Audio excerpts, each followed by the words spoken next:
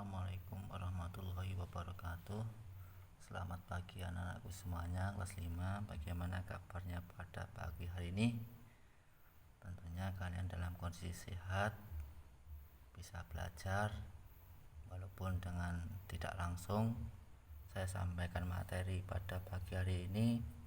Tentunya saya berharap kalian harus tetap semangat untuk menerima pelajaran-pelajaran walaupun via online. Untuk pagi hari ini saya akan menyampaikan yaitu pelajaran PPKN atau yang disebut Pendidikan Pancasila dan Kewarganegaraan, di mana materi pada pagi hari ini yaitu mempelajari tentang nilai-nilai Pancasila dalam kehidupan sehari-hari. Tidak lepas dari apa yang kita lakukan, itu merupakan bentuk cerminan daripada Pancasila, di mana kita harus mencerminkan atau melaksanakan yaitu nilai-nilai Pancasila dalam kehidupan kita sehari-hari, dalam hidup bermasyarakat, berteman, dan yang lainnya. Dan yaitu mulai dari pengertian Pancasila, di mana Pancasila merupakan dasar negara Indonesia. Jadi sebagai landasan daripada negara Indonesia yaitu Pancasila. Sedangkan kata Pancasila berasal dari bahasa Sanskerta, yaitu kata panca yang berarti 5 dan kata sila yang berarti prinsip atau asas. Jadi kalau kita rangkai menjadi 5 prinsip atau 5 asas dasar negara Indonesia. Terus berikutnya, Pancasila ditetapkan pada tanggal 1 Juni 1945. Maka pada tanggal tersebut dijadikan sebagai lahirnya Pancasila. Dan setiap tahun kita insya Allah memperingatinya, yaitu lahirnya Pancasila, yaitu pada tanggal 1 Juni. Sekarang kita lanjutkan yaitu nilai-nilai Pancasila, di mana nilai Pancasila yaitu dari sila yang pertama yang berbunyi ketuhanan yang Maha Esa, yang dilambangkan oleh bintang yaitu sebagai penerang. Itu memiliki nilai Pancasila, salah satu diantaranya seluruh warga Indonesia wajib berketuhanan, percaya dan takwa sesuai dengan kepercayaan agamanya masing-masing. Jadi setiap warga negara itu harus memiliki kepercayaan atau keyakinan. Ini suatu kewajiban kita sebagai warga negara Indonesia. Adapun negara kita yaitu mengakui 6 agama, yaitu 1 Islam, 2 Kristen, 3 Katolik, 4 Hindu, 5 Buddha, 6 adalah Konghucu. Itu merupakan negara kita yang dimiliki atau yang diakui di negara Indonesia. Kita lanjutkan yaitu untuk berikutnya sila yang kedua yaitu kemanusiaan yang adil dan beradab, yang dilambangkan oleh Madi dan Kapas.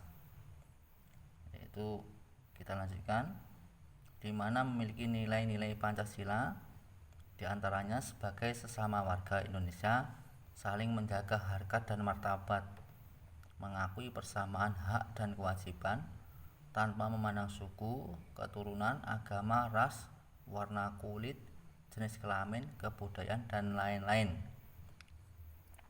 Yaitu kita uraikan yaitu dari suku, di mana Indonesia memiliki beberapa suku, banyak sekali suku-suku yang ada di Indonesia. Karena Indonesia yaitu beraneka ragam, ya. Semboyannya adalah Bhinneka Tunggal Ika, berbeda-beda tetapi tetap satu jua. Yaitu suku di Indonesia banyak sekali, di antaranya ada suku Jawa, suku Madura, Bugis, Dayak, dan lain sebagainya. Dan keturunan juga begitu, jangan dijadikan suatu perbedaan yang sehingga memperpecah atau memberi jarak antara sesama warga negara Indonesia. Agama juga begitu, sudah saya sampaikan, itu agama juga begitu, dimana kalau kita bisa menerapkan si kehidupan sehari-hari, bisa di lingkungan rumah, di lingkungan sekolah, maupun di masyarakat. Warna kulit juga begitu, jadi jangan istilahnya kita memperbedakan warna kulit, misalkan yang putih ikut yang putih, yang hitam berkelompok dengan hitam. Nah, ini namanya memperpecah. Ini tidak diperbolehkan untuk atau tidak dibenarkan oleh pendidikan Pancasila. Jenis kelamin juga bentuk kebudayaan. Kenapa? Setiap daerah itu memiliki kebudayaan yang berbeda-beda. Walaupun begitu kita harus saling menjaga, saling menghormati, dan harus kita lestarikan. Kita lanjutkan, yaitu mengembangkan sikap saling mencintai antar sesama, di mana sesuai dengan apa yang disampaikan kemanusiaan yang adil dan beradab, di mana kita saling mencintai dalam artian di sini yaitu kita satu rasa. Misalkan ada teman kita yang sakit, kita harus menjenguknya. Ada daerah yang kena musibah atau bencana, kita harus ikut membantunya bagaimanapun caranya, sesuai dengan kemampuan kita masing-masing, sesuai dengan kapasitas kita masing-masing. Kita lanjutkan, yaitu sila berikutnya, yaitu sila Persatuan Indonesia yang dilambangkan oleh pohon beringin, di mana nilai-nilai yang terkandungnya yaitu mengutamakan kepentingan bersama di atas kepentingan pribadi untuk mewujudkan persatuan. Ini betul-betul untuk bangsa Indonesia, yaitu sila ketiga ini, yaitu untuk persatuan betul-betul dikuatkan, yaitu di mana kepentingan bersama itu harus diutamakan daripada kepentingan pribadi. Nah, dengan rasa persatuan, insya Allah apa yang dicita-citakan bangsa Indonesia akan terwujud. Tetapi kalau kita berpecah, otomatis kita akan mudah untuk runtuh atau jatuh. Kalau kita memiliki istilah bagaikan sapu dan lidi. Kita lanjutkan, yaitu sila yang keempat, kerakyatan yang dipimpin oleh hikmat kebijaksanaan dalam permusyawaratan perwakilan, yaitu yang dilambangkan oleh rantai, di mana memiliki nilai-nilainya, yaitu persamaan hak dan kewajiban, tidak memaksakan kehendak kepada orang lain. Di sini kita semua warga negara Indonesia memiliki hak dan kewajiban.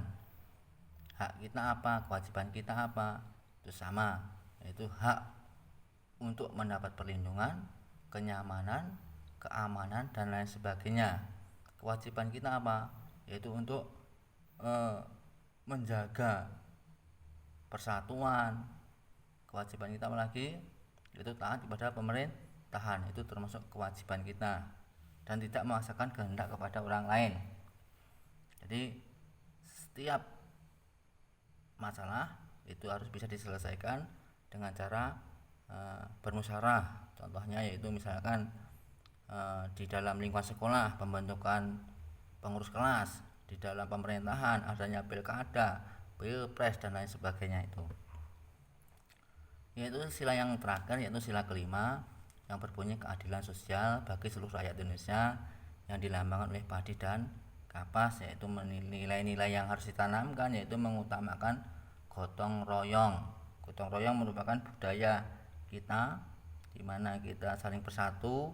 Contohnya misalkan membersihkan selokan, memperbaiki jalan, jembatan, atau mungkin ada tetangga yang mendirikan rumah, itu adalah bentuk daripada gotong royong. Ini harus diutamakan di negara Indonesia. Bersikap adil di sini juga harus kita perhatikan betul, yaitu bersikap adil kepada siapa saja, dan menyeimbangkan hak dan kewajiban. Di hak dan kewajiban itu harus seimbang, jangan istilahnya haknya mintanya dipenuhi tetapi tidak mau menjalankan kewajiban. Contohnya misalkan di lingkungan sekolah, hak kalian apa? Yaitu mendapat pembelajaran, mendapat penilaian, mendapat kenyamanan, mendapatkan fasilitas, itu adalah hak kalian. Sedangkan kewajiban yaitu patuh pada tata tertib, sopan santun kepada guru, dan lain sebagainya, itu adalah merupakan kewajiban kalian. Ini harus diterapkan di kehidupan sekolah, lingkungan, maupun di lingkungan masyarakat, terutama itu di rumah juga begitu, harus diterapkan. Mungkin itu yang dapat saya sampaikan, karena keterbatasan mungkin fasilitas yang kita miliki, Nanti kalau panjang lebar otomatis itu akan menghambat daripada proses pembelajaran, karena kapasitas handphone dan sebagainya itu terbatas. Harapan kami kalian tetap semangat, harus belajar dengan rajin, dan jangan lupa yaitu selalu jaga kebersihan, mendekatkan diri kepada Allah, sholat 5 waktu jangan sampai lupa, banyak berdoa ya. Terus semoga kita semua diberi keselamatan di dunia maupun di akhirat, amin. Mohon maaf atas kesalahan dan kekurangan yang dapat kami sampaikan itu. Mudah-mudahan bermanfaat, menambah ilmu bagi kalian, dan harapan kami selain apa yang disampaikan lewat pihak online ini, kalian bisa menambahnya yaitu melalui referensi buku yang lain. Silahkan kalian bisa baca-baca buku, atau mungkin di rumah ada buku yang berkaitan dengan nilai-nilai Pancasila, monggo untuk dipelajari. Dan nanti untuk tugas akan saya sampaikan yaitu lewat grup.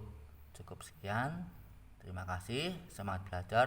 Wassalamualaikum warahmatullahi wabarakatuh.